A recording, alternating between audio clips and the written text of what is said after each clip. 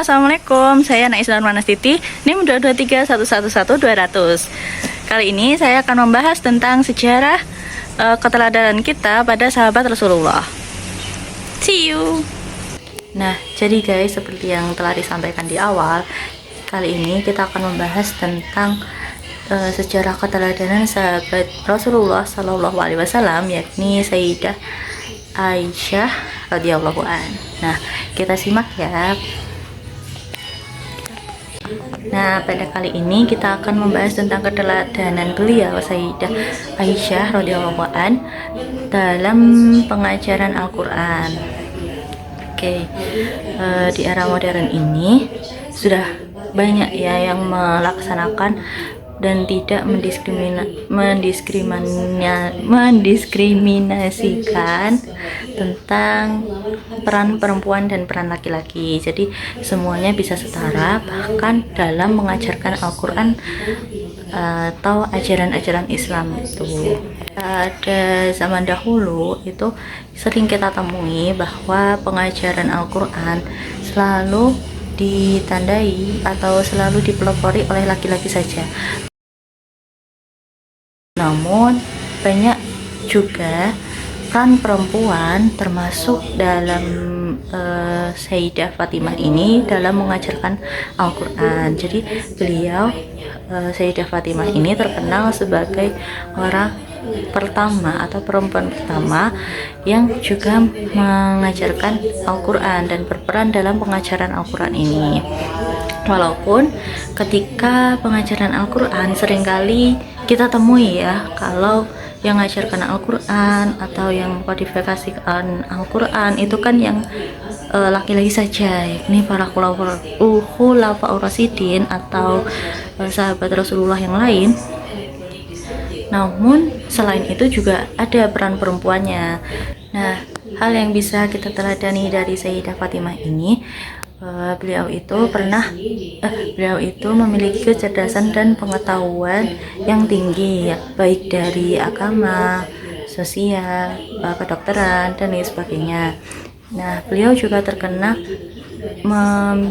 telah meriwayatkan kurang lebih hingga 2000 hadis.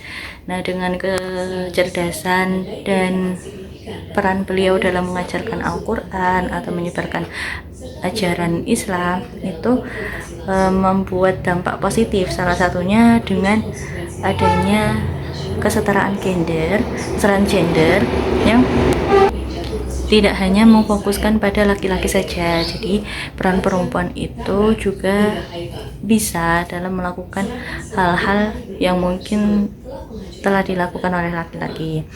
Nah, dengan hal ini kita bisa mengambil hikmah bahwasanya sekarang sudah banyak ustazah atau guru perempuan yang telah meneladani sikap dari Sayyidah Aisyah ini. Namun perlu digarisbawahi, ketika kita ingin menjadi guru atau jadi ustazah, maka sebelumnya kita harus memiliki pengetahuan dan keahlian yang sama dari bidang itu. Jika kita memiliki keahlian dan bidang yang sama dari bidang tersebut, maka kita dapat dan gak ada hal lain yang dapat menghalangi kita untuk terjun mengajar dan mengamalkan di dunia tersebut.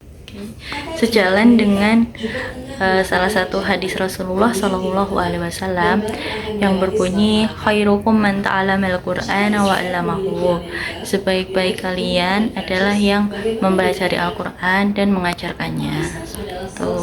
Maka kita jika telah sudah memiliki pengetahuan dan keterampilan dalam salah satu bidang tertentu, bahkan dalam pelajaran atau pengajaran Al-Quran, hendaknya kita mengamalkan dan mengajarkan ilmu yang telah kita miliki kepada orang lain, karena ilmu kan harus berbagi ilmu itu, dan tidak ada batasan diskriminasi gender dari pelatih atau guru tersebut, karena perempuan itu juga bisa terjun langsung ke dunia pekerjaan tanpa adanya diskriminasi. salah satu tokoh yang bisa kita patut teladani menjadi suri tauladan, yakni Sayyidah Aisyah radhiyallahu an. Mungkin itu dari penjelasan singkat saya kali ini. Kurang lebihnya mohon maaf. Wabillahi taufiq wal hidayah. Wassalamualaikum warahmatullahi wabarakatuh.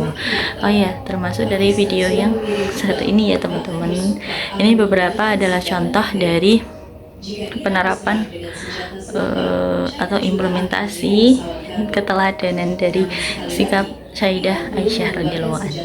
Terima kasih. Wassalamualaikum warahmatullahi wabarakatuh. Bye.